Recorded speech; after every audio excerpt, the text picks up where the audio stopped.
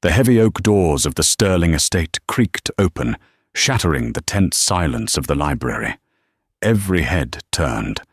Beatrice Sterling, the matriarch, let out a scoff that echoed like a gunshot. "She actually showed up," she whispered, loud enough for everyone to hear.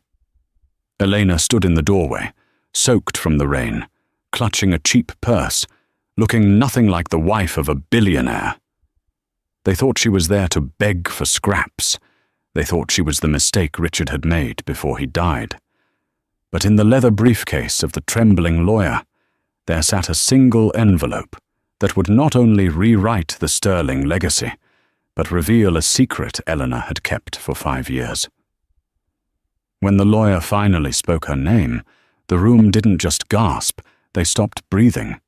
You won't believe what Richard left her, and who she really was. Rain lashed against the stained glass windows of Sterling Manor, a Gothic monstrosity that sat atop the highest hill in Blackwood, Connecticut. Inside, the air was thick with the scent of expensive lilies and old money. Elena Sterling stood in the foyer, dripping water onto the pristine marble floors. She wore a simple black dress, one she had bought off the rack at a department store 3 years ago. It was faded, slightly frayed at the hem, and starkly different from the custom-tailored Italian silk morning gowns worn by the rest of the family in the drawing room. She hesitated before the double doors.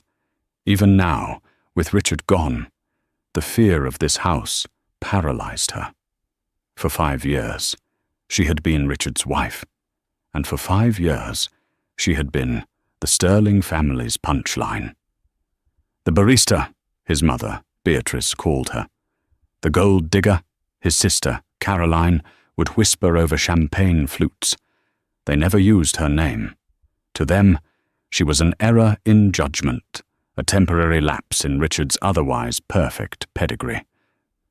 Richard Sterling was the CEO of Sterling Global, a shipping and logistics empire worth billions.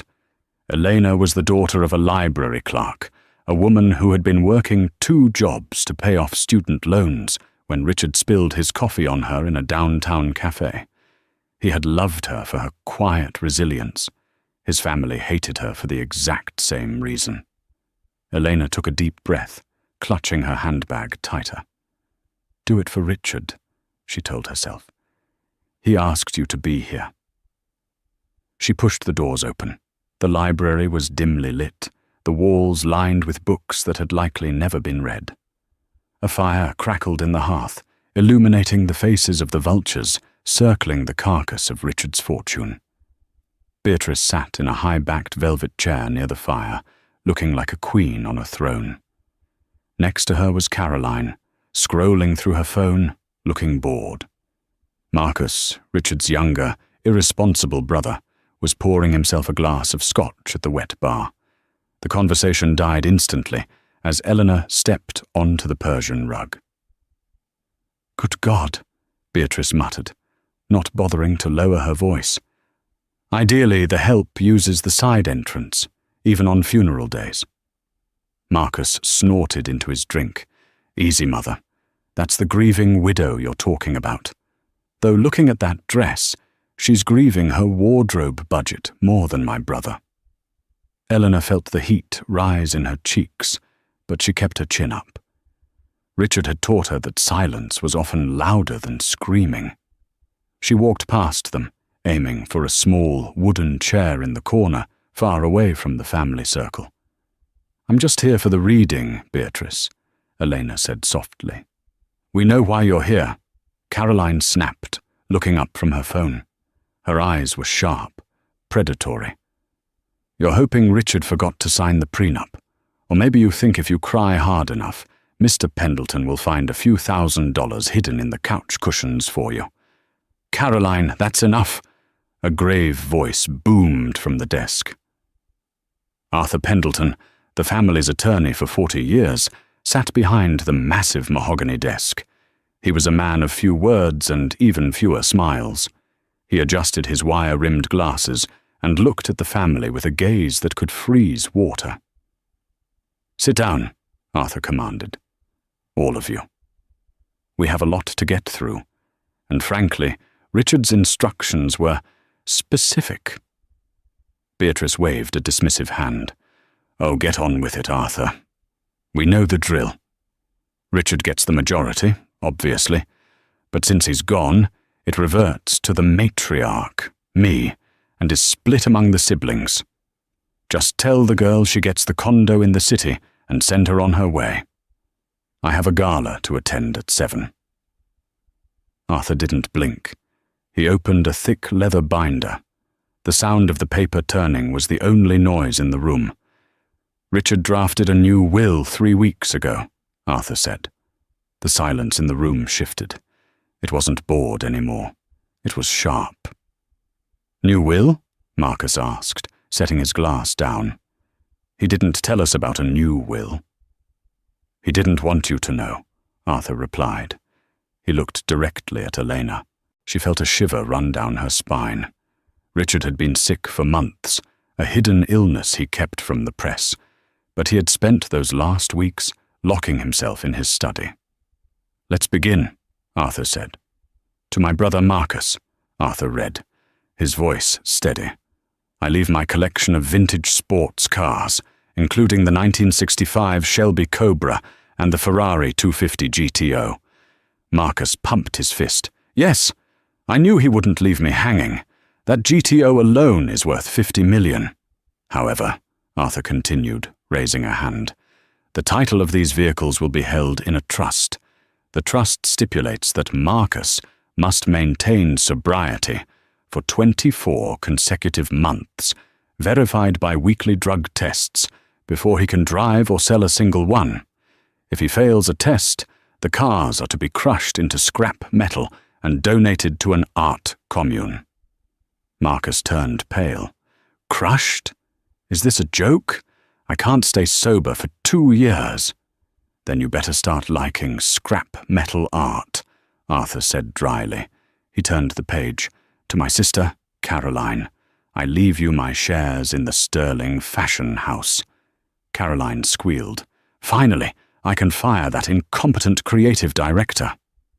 On the condition, Arthur interrupted, that you work as an entry-level seamstress in the factory floor for exactly 1 year. You will punch a clock, you will meet quotas, and you will live on the minimum wage salary provided. If you quit, or if you reveal your identity to the other workers to gain favor, the shares will be liquidated and donated to the labor union. Caroline's jaw dropped. I can't live on minimum wage. Beatrice, do something. Beatrice's eyes narrowed. This is absurd, Arthur. Richard was clearly not in his right mind. We will contest this. He was perfectly sane, Beatrice. In fact, he recorded a video attestation which I will play if you try to sue, Arthur countered. Now, for you, Beatrice. Beatrice straightened her posture. Go on. I suppose he wants me to run the charity foundation. To my mother, Beatrice Sterling, Arthur read. I leave the Sterling family crest, the antique jewellery collection, and the manor itself. Beatrice exhaled, a smug smile returning. Well, that's more like it. A bit sentimental, but fitting. However, Arthur said, the ghost of a smile touching his lips, ownership of the manor is granted only if you allow Elena Sterling to reside here in the master suite for as long as she wishes. You may not evict her, you may not harass her, and she has veto power over any renovations or staff changes. Beatrice stood up so fast her chair fell over. What? You expect me to live with her and let her boss me around in my own house? It's not your house yet, Beatrice, Arthur reminded her. And if you refuse these terms, the manor goes to the state to be turned into a homeless shelter.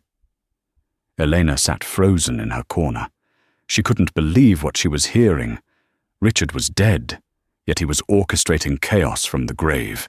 He was forcing them to face the very things they mocked: sobriety, hard work, and humility. This is insanity, Beatrice screamed. He's giving everything to us with strings attached. Where is the liquid cash, the stocks, the billions, Arthur? Who gets the control of Sterling Global?" Arthur closed the folder. He clasped his hands together and looked over his spectacles at the trembling girl in the corner. "The remainder of the estate," Arthur said slowly, "including the controlling interest in Sterling Global, the offshore accounts in the Caymans, the real estate portfolio in London, Tokyo, and Dubai, and the sum of $4.2 billion. The room held its breath. "Is left to the sole beneficiary," Arthur said, "Mrs. Elena Sterling." For 10 seconds, the only sound in the library was the crackling of the fireplace. It was as if the oxygen had been sucked out of the room. Beatrice stared at Arthur, her mouth slightly open, her eyes wide with a mix of horror and confusion. Caroline looked as if she had been slapped. Marcus just dropped his glass. It shattered on the floor, sending whiskey and crystal shards flying. But no one flinched. "Excuse me?" Beatrice finally whispered. Her voice was trembling, stripped of its usual imperious tone. "Did you say Elena?" "I did," Arthur replied calmly, reaching into his briefcase to pull out a thick stack of documents. "That's impossible," Caroline shrieked, jumping to her feet. "She's the help. She's a nobody. Richard would never give the company to someone who doesn't even know which fork to use for salad." "It's a mistake," Marcus stammered, his face red. "The will is a fake. Arthur, you old bat, you forged it." Arthur slammed his hand on the desk, a sudden, thunderous noise that made everyone jump. "One more accusation of fraud, Marcus, and I will have you removed by security. I drafted this will myself. I witnessed Richard sign it, and I have 3 forensic psychiatrists who certified his mental state just moments before." Arthur turned his gaze to Elena. She hadn't moved. She sat in the wooden chair, her hands gripping her purse so hard her knuckles were white. She wasn't smiling. She looked terrified. "Elena," Arthur said gently, his tone softening for the first time. "Richard left you a letter. He wanted you to read it before you accepted the inheritance." Arthur walked over and handed her a cream-colored envelope, sealed with red wax. Elena's hands shook as she took it. She could feel the eyes of the Sterling family burning holes into her skin. If looks could kill, she would have been dead on the floor. "Read it aloud," Beatrice demanded. "If he's giving our money to this leech, we have a right to know why." Elena ignored her. She broke the seal and unfolded the letter. It was written in Richard's scrawling, messy handwriting. Tears pricked her eyes as she recognized the ink. "My dearest Elena, if you are reading this, I am gone, and the sharks are circling. I know you are sitting in the corner right now. I know you are wearing something simple because you didn't want to upset them. I know you are afraid. Do not be. My family thinks you are weak because you are kind. They think you are poor because you are humble. They never understood that true wealth isn't money. It's character. And you, my love, are the richest woman I have ever known. I am not giving you this money to spoil you. I am giving it to you because you are the only one I trust to use it to fix the damage my family has done. They use money as a weapon. I want you to use it as a tool. But there is one more thing, Elena. A secret I kept even from you. Do you remember when you told me you were an orphan? That you didn't know who your father was?" Elena paused. Her heart hammered against her ribs. She looked up at Arthur. He nodded encouragingly. She continued reading silently, her eyes widening with every word. "I did some digging, Elena. Before I got sick, I found him. And I found out why you have always felt like an outsider. You aren't just Elena Caldwell, the library clerk. You are the biological daughter of Alexander Rothschild." Eleanor gasped aloud. The paper slipped from her fingers and fluttered to the floor. "What?" Caroline snapped. "What does it say? Why did she gasp?" Beatrice stepped forward, her face twisted in a sneer. "Probably realized she's too incompetent to manage a billion-dollar portfolio. Give it here." Beatrice snatched the letter from the floor before Eleanor could stop her. She scanned the page, her eyes darting back and forth. Then Beatrice froze. Her face went from red to a ghostly, chalky white. She looked at Elena, then back at the letter, then at Elena again. The look of disgust was gone, replaced by pure, unadulterated terror. "Rothschild?" Beatrice whispered. "Alexander. Rothschild?" "Who is Alexander Rothschild?" Marcus asked, confused. "You idiot!" Caroline hissed, looking over her mother's shoulder. "Alexander Rothschild isn't just a billionaire. He's the billionaire. He owns half of Europe's banking systems. He's old money, ancient money. Compared to the Rothschilds, the Sterlings are peasants." Arthur cleared his throat. "Correct. Richard discovered that Elena was given up for adoption at birth to protect her from a kidnapping threat targeted at the Rothschild family 30 years ago. Alexander Rothschild died last year without a known heir. His estate has been held in probate, waiting for a DNA match." Arthur pulled another document from his bag. "We ran the DNA test using a hair sample from Eleanor's hairbrush, which Richard provided. It's a match." The room spun. Eleanor felt dizzy. She wasn't just inheriting Richard's billions. She was already the heir to a fortune 10 times the size of the Sterling Empire. Beatrice dropped into a chair, looking faint. "So, she's richer than us? By how much?" "By about $50 billion, Arthur said, casually. The dynamic in the room shifted so violently it was almost palpable. A moment ago, Elena was the dirt beneath their shoes. Now, she was the sun, and they were desperate planets hoping not to burn. Caroline's face transformed. She forced a bright, sickeningly sweet smile. "Oh, Elena, my goodness, I always said you had a certain elegance about you. Didn't I, Mother? I always said Elena had royal blood." "Yes," Beatrice stammered, smoothing her skirt. "Elena, darling, surely you know we were just grieving.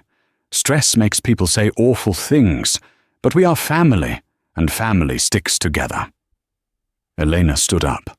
The fear was gone. In its place was a cold clarity. She looked at Beatrice, then at Caroline, then at Marcus. She saw them for exactly what they were. "Family sticks together?" Elena repeated, her voice steady. "Of course!" Beatrice cried, reaching out to touch Elena's arm. Elena stepped back. "Arthur," she said, turning to the lawyer, "does the will give me full control over the Sterling assets immediately?" "Effective immediately," Arthur confirmed. Elena nodded. She turned back to Beatrice. "You said the help should use the side entrance." Beatrice blinked. "What?" "You said earlier," Elena reminded her, "that the help should use the side entrance. Since I am now the owner of this house, and I control the accounts that pay for your drivers, your chefs, and your security." Elena walked toward the door, stopping just before she exited. She turned back, her silhouette framed by the lightning flashing outside. "I'm firing the staff, Beatrice, all of them, effective tonight. If you want to stay in my house, as the will allows, you can cook your own meals. You can clean your own toilets. And if you want to leave the property, you can walk." "You can't do that," Marcus yelled. "I can," Elena said. "And one more thing. Caroline?" Caroline flinched. "Yes, Elena." "The year of sewing work Richard assigned you?" Elena smiled, but it didn't reach her eyes. "I'm doubling it. 2 years. Or you don't get a dime." She pushed the doors open and walked out into the rain, leaving the Sterling family in the darkness of the library, gasping for air. But as Elena climbed into the waiting town car Arthur had arranged, she didn't know that the drama was far from over. Alexander Rothschild had enemies, and by revealing who she was, Richard hadn't just made her rich, he had put a target on her back. From the shadows of the estate gates, a black sedan idled. The driver picked up a phone. "We found her," a deep voice whispered. "The Rothschild girl. She's at the Sterling estate. Initiate Phase 2. The next morning, Elena woke up, not in her cramped one-bedroom apartment near the library, but in the master suite of Sterling Manor. The bed was the size of a small island, the sheets made of Egyptian cotton that felt like woven air. For a moment, she forgot. Then, the smell of stale champagne and the memory of Beatrice's horrified face brought it all rushing back. She was Elena Sterling, billionaire widow, Rothschild heiress, and the new CEO of Sterling Global. She got dressed in the only business-appropriate attire she owned, a navy blazer and grey slacks she used for library interviews. When she descended the grand staircase, the house was eerily quiet. There were no maids dusting the banisters, no butler ironing newspapers. The kitchen was dark. Elena found Beatrice in the dining room, staring morosely at a bowl of dry cereal. The matriarch was wearing a silk dressing gown, her hair dishevelled. "The coffee machine is broken," Beatrice snapped, not looking up, "and I don't know how to use the stove." "There's a manual in the third drawer," Elena said calmly, grabbing an apple from a fruit bowl. Beatrice slammed her spoon down. "This is barbaric, Elena. You can't seriously expect me to live like this. I have a reputation. What will people think when I answer my own door?" "They'll think you're finally contributing to society," Elena said. She checked her watch, a simple Timex Richard had given her before they were married. "I have a board meeting. Don't forget to take out the trash today, Beatrice. Tuesday is pickup day." Elena walked out to the driveway, where Arthur Pendleton was waiting by a sleek, armoured Mercedes. The old lawyer looked at her approvingly. "Ready to enter the lion's den, Mrs. Sterling?" "No," Elena admitted, her stomach churning. "But Richard thought I was." The drive to the city was a blur. When they arrived at the gleaming 70-story glass tower that was Sterling Global Headquarters, Elena felt tiny. This was Richard's world, a world of sharks in Italian suits. As she walked through the lobby, conversation stopped. Hundreds of employees stared. They had read the morning news headlines. "The barista billionaire, mystery widow takes the helm of Sterling Global." Up on the top floor, Richard's office remained exactly as he had left it. It smelled faintly of his cologne and old leather. Elena walked behind the massive desk and sat in his chair. It felt wrong. It felt too big. "They're waiting in the boardroom," Arthur said softly. "The board of directors. They are angry, confused, and they think you are a temporary inconvenience they can pay off." "What do I do, Arthur? I don't know the first thing about international shipping logistics." Arthur placed a hand on the desk. "Richard didn't leave you the company because you know logistics, Elena. He left it to you because you know people. You know when someone is lying to you. You know the value of $1. These men," he gestured to the boardroom door, "have forgotten both." Elena took a deep breath. She stood up, smoothing her cheap blazer. "Let's go." The boardroom was an imposing space of polished granite and floor-to-ceiling windows overlooking the city. 12 men in expensive suits sat around a long table. Marcus was there, looking hungover, nursing a glass of water. When Eleanor entered, nobody stood up. The chairman of the board, a man named Elias Thorne, with eyes like flint, leaned back in his chair. "Mrs. Sterling," a surprising turn of events. We were just discussing a severance package for you. A generous monthly stipend so you can return to your previous life and let the professionals handle the company. Elena walked to the head of the table. She didn't sit. She placed her hands flat on the granite surface and leaned forward. "Mr. Thorne," she began, her voice shaking slightly before finding its strength.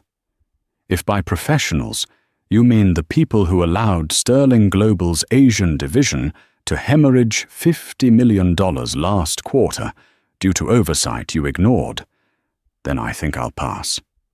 Thorne sat up straighter. The room went silent. "How did you know about that?" "Richard kept detailed journals," Elena lied.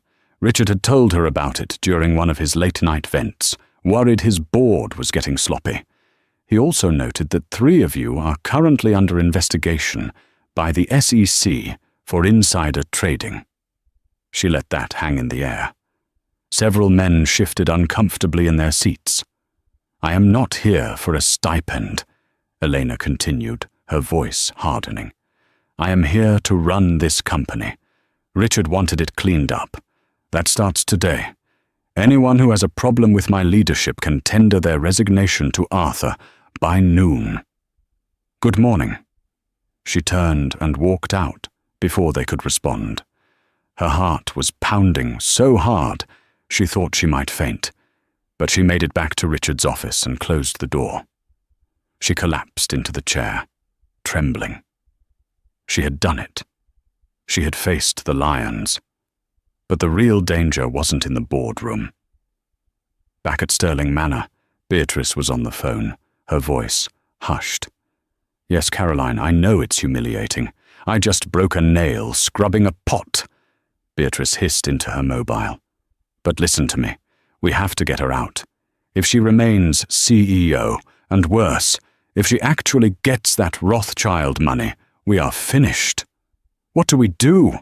Caroline whined on the other end. "I'm at this horrid factory. It smells like machine oil and sweat. I can't do 2 years of this, Mother." "You won't have to," Beatrice said, her eyes narrowing as she looked out the window at the unguarded estate grounds. I remembered something. Richard had a safe in his study, a hidden one. He used to keep insurance files there on his competitors. Maybe he had one on his wife, too, just in case. "You think Richard had dirt on Eleanor?" "Richard was a Sterling. We always have leverage," Beatrice whispered.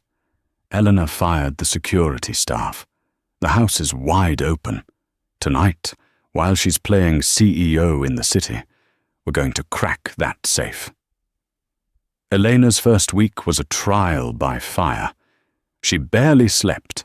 She spent her days in meetings where executives tried to overwhelm her with technical jargon, and her nights poring over financial reports with Arthur, trying to understand the behemoth she now controlled. She missed Richard terribly. Every corner of the office, every shadowed hallway of the empty manor reminded her of him. The grief was a heavy cloak she had to wear while pretending to be armored in steel. But it was the silence from the Rothschild side that unnerved her the most. Arthur had filed the paperwork to claim the estate of her biological father, Alexander Rothschild. It was a process that would take months, involving international courts and intense scrutiny. "Someone will come," Arthur warned her one rainy afternoon in the office. Alexander Rothschild didn't just have money, Elena. He had power. The kind that topples governments. When he died without an heir, a vacuum was created. Very dangerous people have been trying to fill it. Now, you're standing in their way. His warning came true sooner than expected. Elena was leaving the office late one evening. The lobby was deserted except for the night security guard.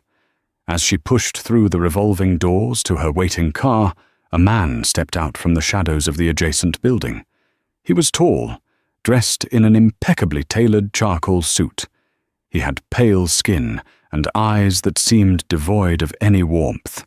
He didn't look like a businessman. He looked like a weapon wrapped in silk. "Mrs. Sterling," he said.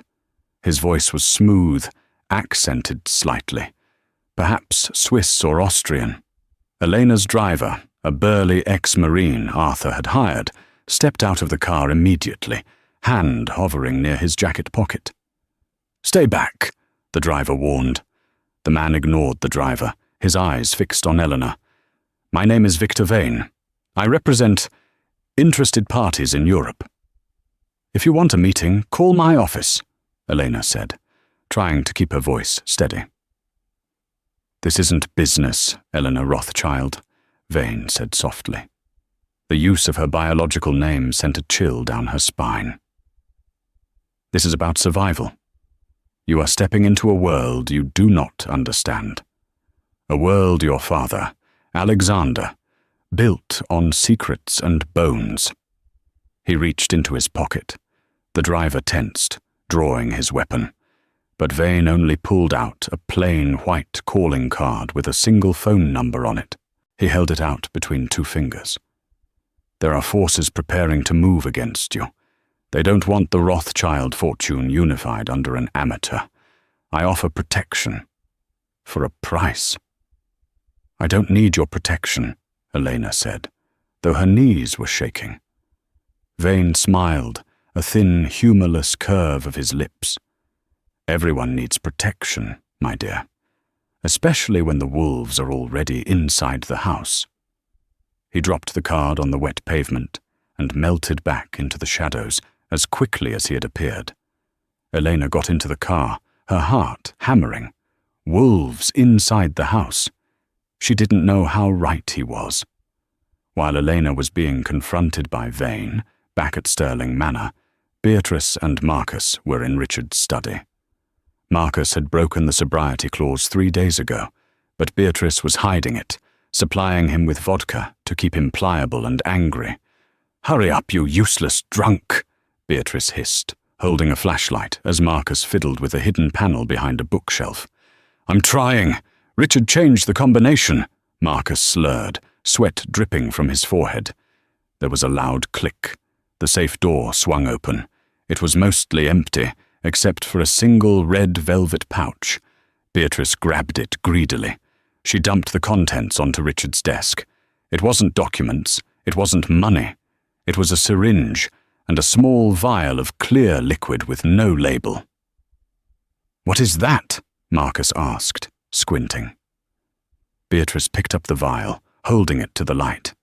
A slow, cruel smile spread across her face. "I remember this. Richard showed it to me years ago. He got it from a contact in South America, when we were having trouble with a union leader. It mimics a heart attack. Untraceable in an autopsy if you don't know what to look for." Richard had poison?" Marcus looked sick. "Richard was a pragmatist," Beatrice said coldly. She pocketed the vial and the syringe. "He kept it for emergencies. Well, I'd call this an emergency. Mother, what are you going to do?" "Elena is hosting the Stirling Foundation Gala on Saturday," Beatrice said, her eyes glittering in the flashlight beam.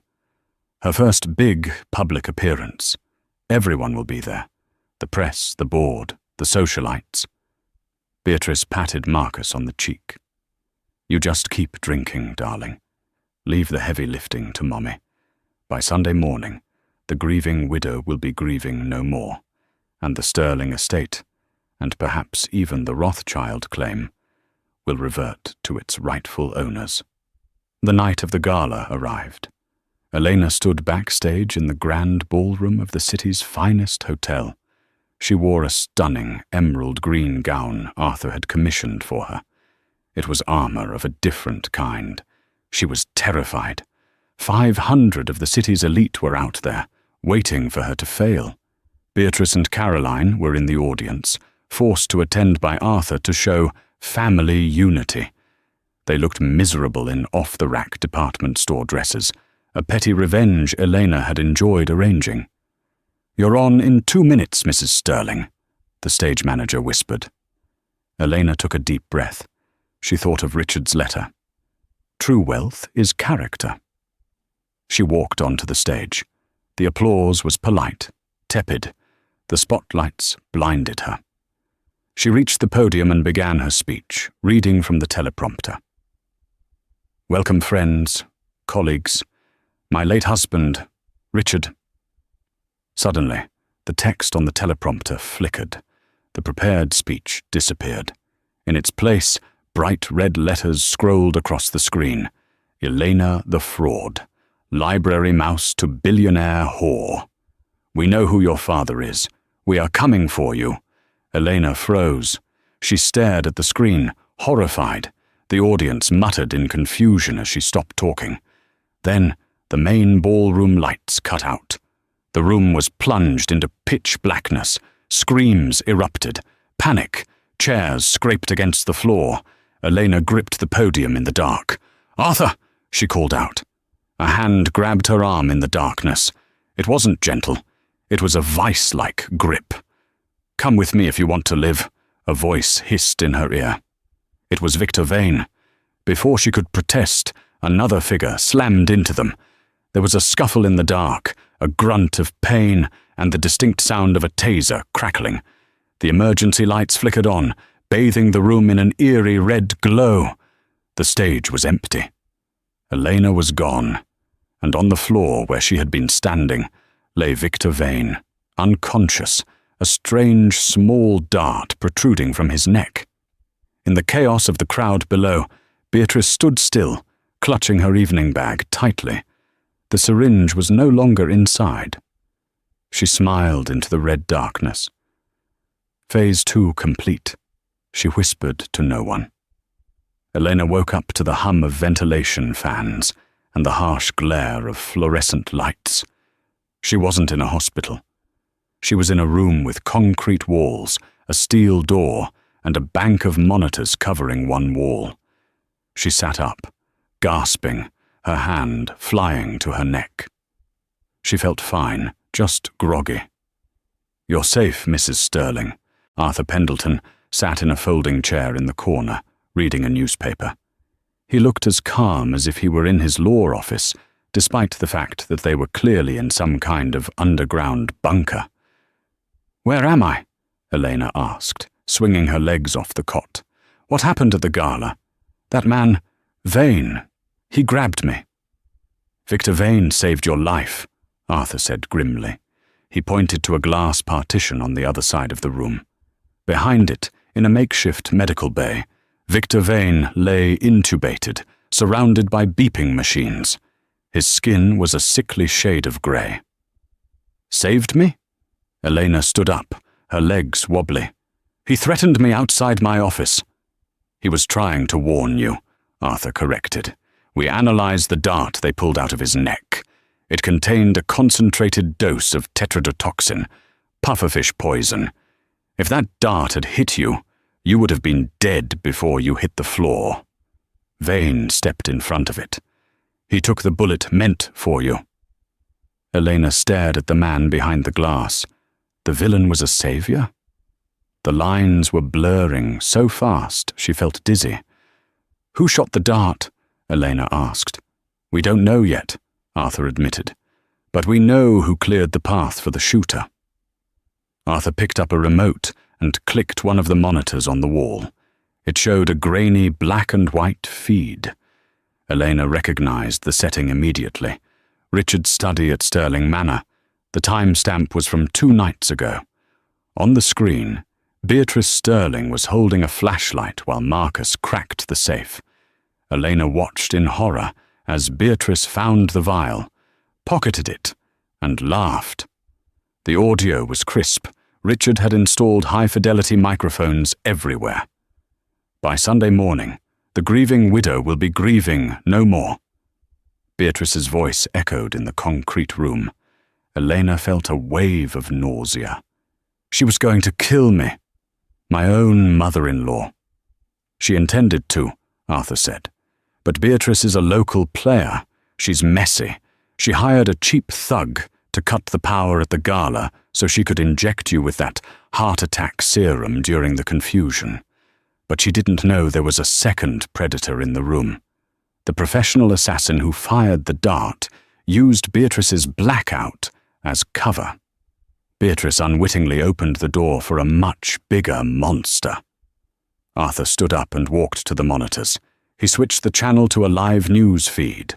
"Breaking news," the chyron read. "Sterling Global shares plummet as CEO vanishes." On the screen, Beatrice was standing on the steps of Sterling Manor, dabbling her eyes with a handkerchief. Microphones were shoved in her face. "We are devastated," Beatrice sobbed to the cameras. "Elena has always been unstable. The pressure of the inheritance was too much. We believe she faked her own kidnapping to run away with the money. She abandoned the company. She abandoned the family that took her in." She looked directly into the camera, her eyes hard as flint. "As the matriarch, I am calling for an emergency vote of no confidence. Tomorrow morning at 9 a.m., the board will vote to strip Elena of her titles and freeze her assets for her own protection. I will step in as interim CEO." Elena's hands curled into fists. "She's stealing the company. She's framing me." "She's winning," Arthur said bluntly. "If the board votes tomorrow, you lose Sterling Global. Once you lose the corporate protection, the Rothschild enemies will pick you apart. You need the company's security resources to survive." "So we go to the police," Elena said. "We show them the video of the safe."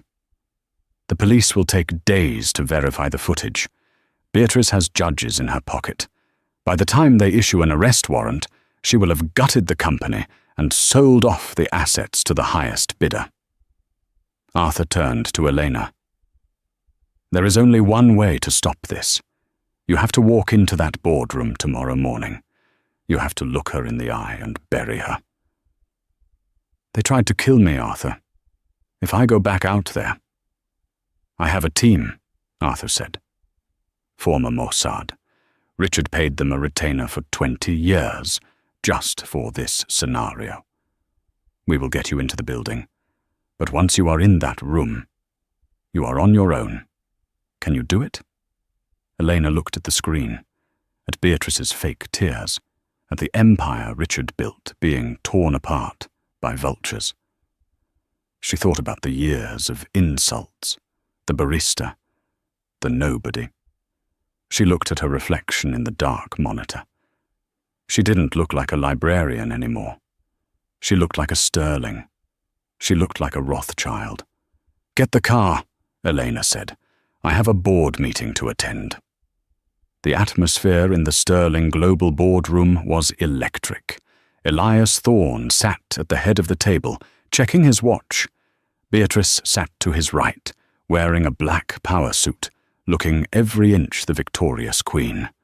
Caroline was there too, nervously tapping her phone, while Marcus sat slumped in a chair, looking pale and sweaty. "It is 9:05 a.m., Elias announced. "Mrs. Sterling has not appeared. Her absence confirms her abdication of duty. I move that we proceed with the vote to remove Elena Sterling as CEO and appoint Beatrice Sterling as interim director." "Seconded," a board member said quickly. "Excellent," Beatrice smiled, pulling a fountain pen from her purse. "Let's get this over with. I have a company to save." She reached for the documents in the center of the table. Boom! The double doors of the boardroom didn't just open, they were kicked open. 2 large men in tactical gear stepped in, scanning the room with cold precision. Before the board members could scream, Elena walked through the doors. She wasn't wearing a business suit. She was wearing the same emerald gown from the gala, torn at the hem and stained with grime. Her hair was pulled back in a severe ponytail. She looked like she had walked out of hell and straight into the office. "Sorry I'm late," Elena said, her voice ringing off the glass walls. "Traffic was murder." Beatrice dropped her pen. Her face went slack. You're supposed to be dead?" Elena finished the sentence, walking toward the table. "Run away. Which lie were you selling today, Beatrice?" "Security," Elias Thorne roared, standing up. "Get this woman out of here. She is trespassing." "Sit down, Elias," Elena commanded. She didn't shout, but the authority in her voice, the Rothschild steel, made him freeze. "I am still the majority shareholder. I am still the CEO, and this meeting is now under my control." She threw a USB drive onto the granite table.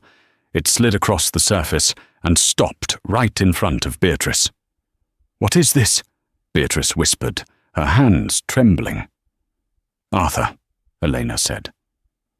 On the wall-mounted screen, the feed from the boardroom switched. The video from Richard's study began to play. The room went silent as the board members watched Beatrice and Marcus break into the safe. They heard the plot. They heard the laughter. "Richard had poison. I'd call this an emergency." Caroline let out a high-pitched sob and covered her mouth. "Mother, you didn't." Marcus put his head in his hands. "It's over."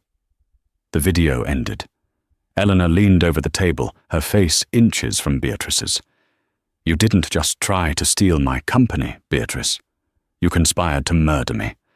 That is a felony. And since you crossed state lines to arrange the gala sabotage, it's a federal crime. The FBI is in the lobby. They're coming up the elevator right now." Beatrice looked around the room frantically. Her allies looked away. Elias Thorne was suddenly very interested in his paperwork. It was a joke," Beatrice stammered, standing up, knocking her chair over. "We were just venting. The vial. It was just water. Prove it wasn't." "We don't have to," Elena said, "because the intent is enough for conspiracy. But there's more." Elena signaled to one of the tactical guards. He stepped forward and placed a heavy file in front of Elias Thorne.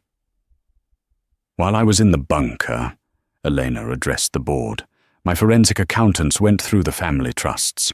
Beatrice has been siphoning money from the charity foundation for 10 years to pay for Marcus's gambling debts and Caroline's failed fashion lines. That's embezzlement." Elias opened the file. His face turned purple. "Millions," he muttered. "She stole millions from the orphan fund." "You ungrateful little wretch," Beatrice screamed, lunging across the table at Elena. She never made it. The tactical guards intercepted her, pinning her arms behind her back. At that moment, the doors opened again. 4 FBI agents in windbreakers entered, guns holstered, but hands ready.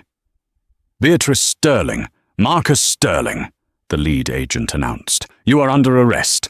"No, no!" Beatrice shrieked as they cuffed her. She thrashed, her mask of civility completely shattering. As they dragged her toward the door, she locked eyes with Eleanor. "You think you won?" Beatrice spat, her eyes wild with madness. "You stupid girl. You think I'm the danger. I was the only thing keeping them out." Eleanor frowned. "What are you talking about?" Beatrice laughed, a manic, broken sound. "The debts! The gambling debts! Marcus didn't owe money to casinos, you fool. He owed it to the Europeans, the syndicate. I gave them the security codes to the Sterling servers to pay off the interest. I let them in." Elena's blood ran cold. "They don't want the company," Beatrice screamed as she was hauled into the hallway. "They want the shipping routes. They're using our ships to move their weapons. And now that I'm gone, they're coming for you to get the codes." The door slammed shut. Beatrice was gone. Silence returned to the boardroom. Elias Thorne looked at Elena, terrified. "Mrs. Sterling, we didn't know." "Get out," Elena whispered. "Mrs. Sterling." "Get out," Elena shouted, slamming her hand on the table. "All of you, consider the board dissolved. Get out of my building." The men scrambled for the exits like rats fleeing a sinking ship. Elena stood alone in the massive room. She should have felt triumphant. She had won. She had exposed them. But Beatrice's words echoed in her mind. "I gave them the security codes." Elena looked at her phone. She had a missed message from Arthur. "Check the server logs. Now." She ran to Richard's office and logged into the mainframe. The screen was a sea of red warning lights. Unauthorized access detected. Firewall breached. Location: Port of Singapore. Location: Port of Rotterdam. Beatrice hadn't just tried to kill her. She had sold the keys to the kingdom to a global crime syndicate. And now, Eleanor was the only one standing between them and a global network of illegal arms trafficking. The phone on Richard's desk rang. It was an internal line. Elena picked it up slowly. "Hello? Mrs. Sterling," a distorted voice said. It wasn't Victor Vane. It was deeper, colder. "Beatrice was a useful idiot, but you seem competent. We like competent." "Who is this?" Elena demanded. "We have your ships. We have your routes. And unless you want every captain in your fleet to disappear at sea tonight, you will come to the port of New York alone at midnight. Bring the encryption key for the Rothschild accounts. And if I don't, then we will release the information we have about your father," the voice said. "Alexander Rothschild didn't die of natural causes, Elena. We killed him. Don't make us kill his daughter, too." The line went dead. Elena stared at the phone. The local drama was over. The war had just begun. Midnight at the port of New York was a graveyard of steel. Towers of shipping containers stacked 5 high created a labyrinth of rusted canyons, slick with rain and oil. The wind howled off the Hudson River, cutting through Elena's coat like a knife. She walked alone down the center of the main pier, clutching a silver hard drive in her hand. Ahead, under the harsh yellow glow of a floodlight, a black SUV idled. 3 men stood waiting. In the center was a man who looked like a university professor. Tweed jacket, spectacles, graying beard. But his eyes were dead. This was the broker. The man who had pulled Beatrice's strings. The man who had killed her father. "Punctual," the broker said, his voice carrying over the wind. "I appreciate that in a partner." "We are not partners," Elena said, stopping 10 feet away. Her voice was steady, though her heart was hammering against her ribs. "I brought the encryption key. Release my ships." The broker chuckled. "You think this is a trade? My dear, this is a surrender. Hand over the key, and perhaps I will let you keep the Sterling Company as a front for our operations. Refuse, and you join Richard in the ground." Elena held up the drive. "This key unlocks the Rothschild banking servers in Zurich. It gives you access to $50 billion and the identity of every contact my father ever had. It's everything you want. Bring it to me." Elena took a step forward, then stopped. She looked up at the towering crane above them. "You said you killed Alexander Rothschild," she said loudly. "Why?" The broker smiled cruelly. "Alexander grew a conscience. He wanted to get out of the arms trade. He threatened to expose us. So we removed him, just like we removed Richard when he started sniffing around our shipping manifests." Elena's blood froze. Richard didn't die of a sickness? Richard was slowly poisoned over 6 months, the broker admitted, checking his watch. Arsenic in his scotch, courtesy of a bribed butler. He never stood a chance. "Now give me the drive." Elena stared at him. The grief she had felt for months crystallized into something colder, harder. Rage. Pure, white-hot rage. "You killed my husband," Elena whispered. Then she looked the broker in the eye and smiled. "Then you should have known better than to meet his wife in a shipping yard." Elena dropped the hard drive. She crushed it under her heel. The broker's eyes widened. "What have you done? Kill her! Kill her now!" The 2 guards raised their silenced pistols. Click. Nothing happened. The guards looked at their weapons in confusion. "Magnetic interference," a voice called out from the darkness atop a container stack. Victor Vane jumped down, landing silently beside Eleanor. He looked pale, bandaged under his suit, but his gun was steady. "We are standing directly over the main electromagnet for the crane. I turned it on 10 seconds ago. Your firing pins are jammed." The broker snarled. "Then I'll kill her with my bare hands." He lunged at Elena, pulling a knife from his jacket. Elena didn't flinch. She didn't run. She pressed a button on the small remote she had been concealing in her pocket. Above them, the massive crane groaned. A 40-foot shipping container, suspended directly over the SUV and the broker's men, released its locks. Crash. The earth shook. The container slammed down behind the broker, blocking his escape route. The impact knocked him off his feet. Sirens wailed from every direction. The port floodlights turned blindingly bright as red and blue lights swarmed the pier. "Federal agents, drop the weapon." Arthur Pendleton stepped out from behind a forklift, flanked by a SWAT team. He looked at Eleanor and nodded. The broker scrambled in the mud, trying to stand, but Victor Vane was on him in a second, kicking the knife away and pinning him to the wet asphalt. "It's over," Eleanor said, standing over the man who had destroyed her family. "And by the way, the ships you wanted? I rerouted them to a naval base in Virginia 3 hours ago. The U.S. Navy is inspecting your cargo right now." The broker glared up at her, spitting blood. You are just a librarian. You are nobody." Elena adjusted her coat. She looked at the empire of steel around her, then at the flashing lights of justice. "I am Elena Sterling," she said, "and I am the daughter of Alexander Rothschild. I am the one who cleaned up your mess." The sun was shining on the Sterling estate, but it looked different now. The gloomy Gothic curtains were gone. The gates were open. Children ran across the lawn, laughing. Elena stood on the porch, watching them. She had turned the massive, empty manor into the Richard Sterling Foundation for the Arts, a home and school for underprivileged children who, like her, had started with nothing. Arthur walked up the steps, holding a tablet.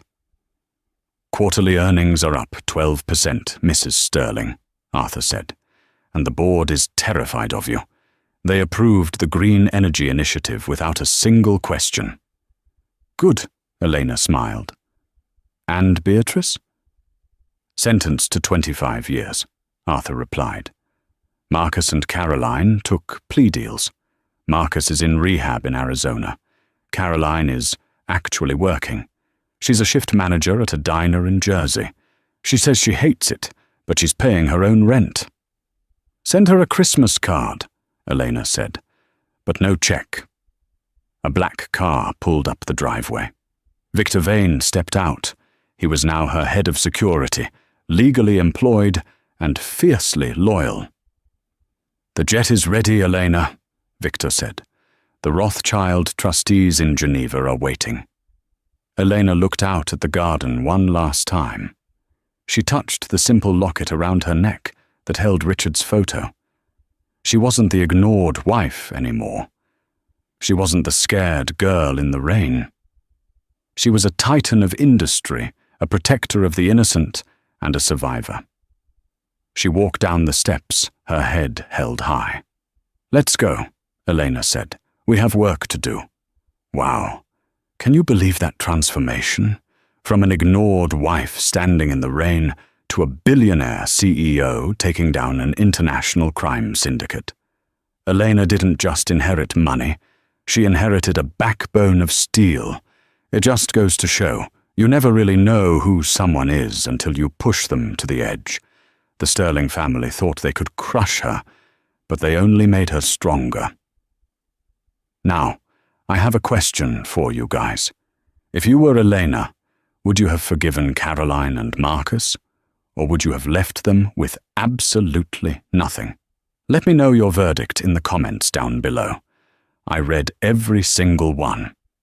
If you enjoyed this roller coaster of drama, betrayal, and sweet, sweet revenge, please smash that like button. It really helps the channel. And if you want more stories like this, hit subscribe and ring the bell so you never miss a twist. Thanks for watching, and I'll see you in the next story.